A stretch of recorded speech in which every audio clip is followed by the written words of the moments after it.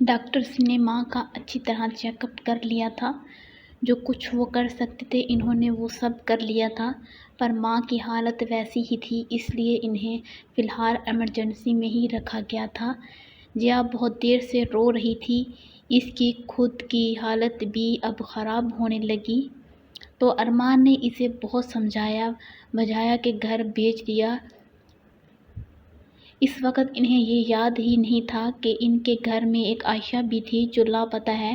جیا نے ارمان سے عائشہ کے متعلق کوئی سوال نہ کیا تھا، وہ اس حالت میں ہی نہیں تھی کہ کوئی سوال کر سکے۔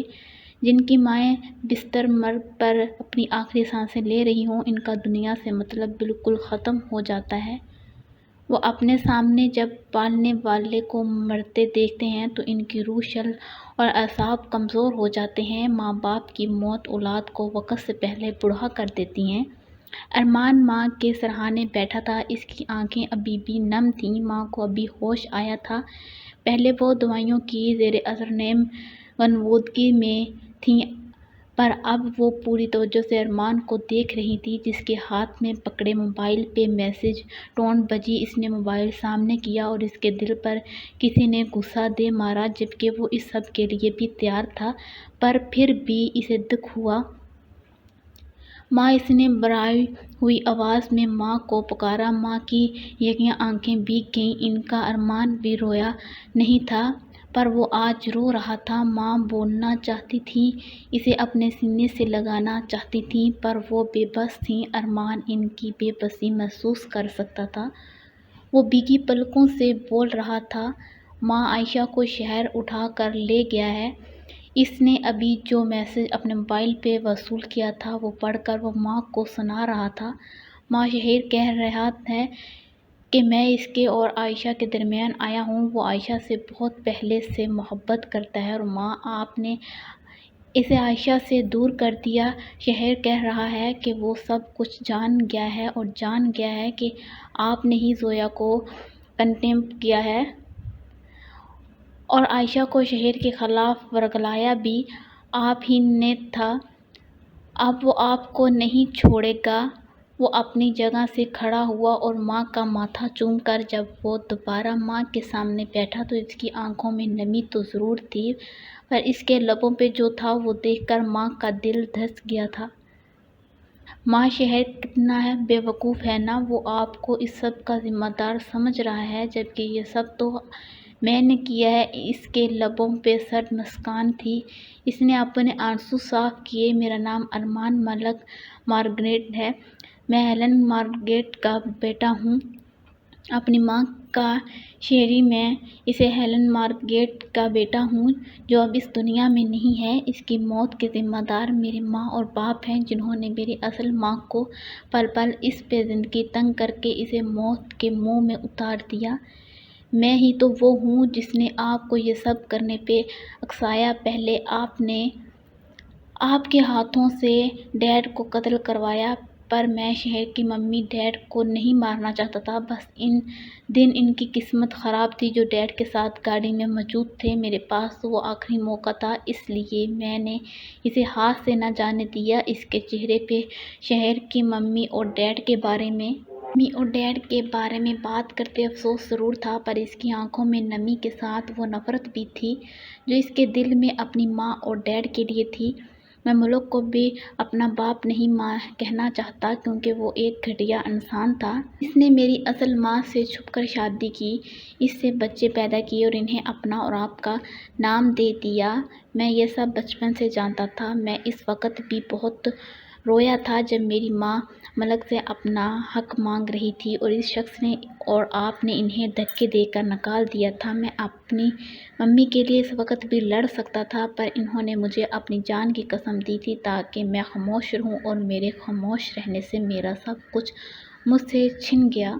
جس دن میرے نام نہاد باپ نے میری ممی کو گھر سے نکالا تھا، میں نے سوچ لیا تھا کہ میں ایک دن اپنی ممی کو واپس ضرور لاؤں گا، پر میرے اس لائق ہونے سے پہلے ہی میری ممی اس دنیا کو چھوڑ کر چلی گئیں، اور تب میں نے ان کو قبر میں اتارتے یہ فیصلہ کیا تھا کہ میں کسی کو بھی کبھی معاف نہیں کروں گا، اور اس کے بعد سے میں اچھا بن کر خود اس کھیل میں پیچھے رہا اور اپنی ماں سے سب کچھ کرواتا چلا گیا۔ میں نے انہیں موت دکھا کر بخار پہ راضی کیا۔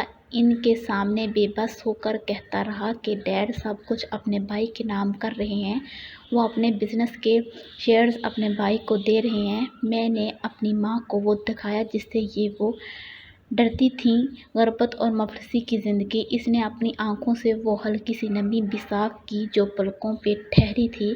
پھر وہ ماں پہ جھکا۔ ابراہیم میرا یہی آدمی تھا جسے میں نے آپ کے پاس بھیجا۔ میں نے اسے آپ تک کا راستہ دکھایا اور میں نے ڈیڈ کو آپ کے ہاتھوں سے مروا دیا۔ اس دن میرا آدھا انتقام پورا ہو گیا تھا اور اب نمبر ہے آپ کا۔ آپ بہت پہلے اس دنیا سے جا چکی ہوتیں، پر یہ شہر بار بیچ میں آ جاتا ہے۔ پتہ نہیں شہر کو مجھ پہ کیسے شک ہوا کہ وہ میرے خلاف ثبوت ڈھونڈنے لگ گیا۔ اس کے ہاتھ ثبوت لگ بھی گئے تھے پر پھر اس نے انہیں کھو دیا اور میں نے اس لیے آپ کو زندہ رکھا تاکہ بہرام جب پکڑا جائے تو وہ آپ کا نام لے اور میں بالکل اس معاملے سے بچ جاؤں۔ آپ کے ساتھ شہر کا شک بھی ختم ہو جائے گا۔ میں جانتا تھا شہر بہرام کو پکڑ لے گا، اس لیے میں نے اس سے اس کی وفا پہلے ہی خرید لی تھی۔ میں نے اس کی جان کے بدلے اس کے خاندان کی جان بخش دی۔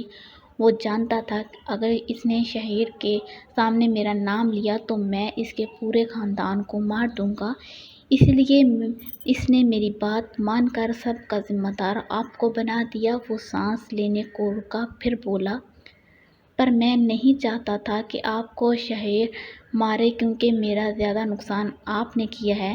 میں آپ کو اپنے ہاتھوں سے مارنا چاہتا تھا۔ آپ کو میں نے اس طرح مارنا تھا کہ مجھ پہ کسی کو رتی برابر بھی شک نہ ہو، اس لیے آپ کو کیسے مارنا ہے اس کے لیے مجھے بہت دماغ لڑانا پڑا۔ پھر میں نے ایک ایسے پودے کا سنا جس کی گروتھ ایک زہریلی گیس میں کی جاتی ہے، اس کی ہر شاخ میں وہ زہریلی گیس بھری جاتی ہے۔ آپ کو وہ گملہ تو یاد ہی ہوگا جو میں نے آپ کو تحفے میں دیا تھا۔ اس نے طواف دیا اور ماں کی حیرت سے پھٹی آنکھیں اور زرد پڑتے چہرے کو دیکھنے لگا۔ پھر تلخی سے مسکرا کر اس نے اپنی بات جاری کی۔ وہ گملہ ایک خاص گیس کے زیر اثر تیار ہوتا تھا جو انتہائی زہریلی ہوتی ہے۔ اس گملے میں لگے پودوں کے گروتھ بڑھنے پہ جب آپ اس کی شاخیں کاٹتی تھیں تو وہ زہریلی گیس آپ کی سانس کے ذریعے آپ کے جسم میں داخل ہو کر آپ کے دل اور دماغ کو کھوکھلا کر رہی تھی۔ آپ آہستہ آہستہ موت کے قریب آتی آج اس بستر تک پہنچ گئیں جہاں آپ اب بس چند گھنٹوں کی مہمان ہیں۔ ماں کی آنکھیں بھیگ گئیں، ان کی آنکھوں میں خوف رد آیا تھا۔ میں نے ماں کے پیچھے رہ کر پورا کھیل کھیلا اور اب میں شہر کی نظروں میں بھی دھول جھونک چکا ہوں۔ میں اس کھیل میں جتنی صفائی سے آیا تھا اتنی ہی صفائی سے نکل جاؤں گا اور میرا کوئی کچھ نہیں بگاڑ سکے گا۔ اس نے ماں کی آنکھوں میں خوف دیکھا تو اس نے قہقہہ لگایا، ارے آپ تو ڈر ہی رہی ہیں۔ اس نے ماں کے گال کو نرمی سے تھپکا، آپ مت ڈریں، آپ کو مرتے وقت بالکل تکلیف نہیں ہوگی۔ وہ کہہ کر کھڑا ہوا، میں اپنی ممی کے پاس جا رہا ہوں، میں ان کی قبر پر جا کر انہیں بتانا چاہتا ہوں کہ میں نے آج ان سب سے بدلہ لے لیا جنہوں نے انہیں دکھ دیا تھا اور میرے آنے تک آپ بھی اس دنیا سے جا چکی ہوں گی۔ سیف جرمنی ماں، وہ مسکرا کر کہتا ایمرجنسی وارڈ سے نکل گیا۔ ماں کی رگوں سے سارا خون نچڑ گیا تھا، وہ چاہ کر بھی کچھ نہیں بول پا رہی تھیں۔ رات کے دوسرے پہر کی تاریکی قبرستان کی قبروں پہ بیٹھی تھی، چاروں جانب گہری خاموشی تھی، درختوں سے سائے کی آوازیں آ رہی تھیں۔ ارمان کی گاڑی اس قبرستان کے سامنے بنی سڑک کے کنارے رکی، وہ گاڑی سے اتر کر قبرستان میں داخل ہو گیا۔ اس کا رخ اس قبر کی جانب تھا جس کے اوپر ہولی کراس بنا تھا اور اس ہولی کراس پہ لکھا تھا ہیلن مارگریٹ۔ وہ ہیلن کے قبر کے سامنے ارکان تھا۔ اس نے اس قبر پہ لکھے نام کو دیکھا، آج آپ کی شہری نے آپ کی موت کا بدلہ لے لیا، ہر ظالم کا بدلہ میں نے ان کی جان سے لیا ہے جو ان لوگوں نے آپ پہ کیے تھے۔ ممی آپ کا شہری جیت گیا، پر یہ جیت مجھے اس کا وجود لرزنے لگا تھا۔ اس کی آنکھوں میں نمی ابھر آئی تھی، وہ گھنٹوں کے بل بیٹھتا چلا گیا۔ اس نے اپنا چہرہ ہاتھوں میں چھپا لیا، پر یہ جیت مجھے آپ کو ہار کر ملی ہے۔ ممی میں آپ سے بہت محبت کرتا ہوں، آپ کے بغیر رہنا بہت مشکل ہے، پر میں اپنی بہن کے لیے زندہ رہوں گا، وہ میرے پاس آپ کی آخری نشانی ہے، میں اسے ہر طرح کی خوشیاں دوں گا۔ اس نے بھیگا چہرہ اٹھایا، لیکن میں وہ دن بھی نہیں بھول سکتا جب آپ ہم سے جدا ہوئی تھیں۔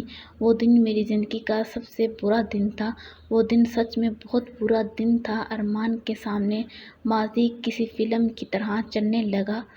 جب اس کے بنگلے پر تڑا تڑ برسات ہو رہی تھی اور اس کے لانچ میں سب کو سانپ سونگھ رہا۔ ارمان اس وقت 18 کا تھا۔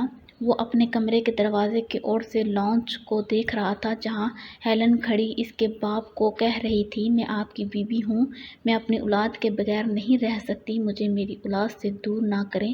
وہ رو رو کر کہہ رہی تھی۔ کالی آنکھوں، سفید رنگت والی ہیلن دراز قد اور خوبصورت عورت تھی۔ اس کے تیز بھورے بال جوڑے کی سفید صورت بندھے تھے۔ وہ کالی اسکرٹ اور سفید شرٹ میں ملبوس تھی۔ یہ کپڑے ارمان کے گھر ملازمیں پہنا کرتی تھیں۔ تمہارا دماغ خراب ہو گیا ہے، کیا بکواس کر رہی ہو؟ ارمان کی ممی نے ہیلن کو پیچھے سے آ کر اپنے سامنے کیا اور دانت کچکچا کر کہا، میں بکواس نہیں کر رہی، یہ بات آپ بھی جانتی ہیں کہ ارمان اور جیا میرے بچے ہیں۔ انہوں نے اس نے ارمان کے ڈیڈ کی طرف اشارہ کیا، مجھ سے چھپ کر شادی کی اور اب یہ میرے بچے مجھ سے چھین کر مجھے اس گھر سے نکال رہے ہیں، اور یہ سب یہ آپ کی وجہ سے کر رہے ہیں۔ آپ کیوں نہیں مان جاتی سچ کو؟ ہیلن نے ارمان کی ماں کے سامنے ہاتھ جوڑ لیے، مجھ پہ مہربانی کریں، مجھے میری اولاد سے دور نہ کریں۔ ارمان کی ماں کا اب ضبط جواب دے گیا تھا۔ انہوں نے کھینچ کر ہیلن کے منہ پر تھپڑ مارا۔